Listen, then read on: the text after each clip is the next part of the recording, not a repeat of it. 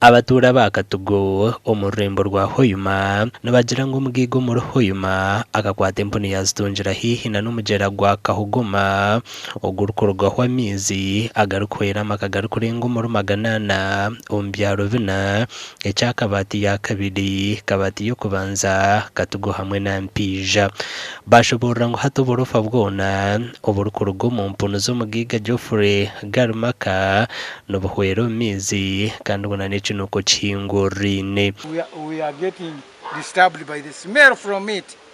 all the time. Hatore dena hano okwesanga omwana omutumire kuleta amaizi alesere ganu genyina gali mwenzito zempuno baje batuyambe ekyaro kino nikye kyakatugo sero kasingo wodo kimanyire niwe chifu waitu nkuteregese munya kugamba ekintu kino kiroho tabunikiraka nkamumanyisa biro kabisatu ebira biro rundi binna mwarimu Ramadan Bionta Elias ori chairman w'ekyaro kya Katugo nagira ngo abantu abinje barwira uburwire butarkwetegerezebwa ahabwo kunyamiza garukorwa mu burofa bw'empuno somba inisaba obukwenda bwaitu tabunikiraka umuhikiya omunyora amada umugambe tuli kubi tukufwa baretana n'urukuri by'ubuhango mu rurembo rwa Hoyuma Ronald Chamanywa ngo arebe umwanyugu kandi nawe yagamba ngo abira atari kucumanya tumadvisingire hasimu twamugamba akole ekintu ekyo nuko asevinga obumezi bwaki obw'abantu buli muntu wenaba ahereire kisaro aina atwaro obujunanizibwa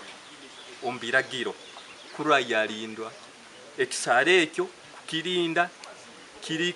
omunyikaranungi bahereze sandemwe mukama wa project omwame Godfrey Garmaka okuba yatireho ebyena byo kujejena ebirukorwa mu biju by'empuno mukama wa project ari kugambira hasumu nagira ngo ekizibu nakimanya kandi ngo ariyo nafa y'umunonga okureba ngo yakimaraho yabayo kubanza kibaye kigari ya side no yakure n'ubutu wakikora but they are also working on it.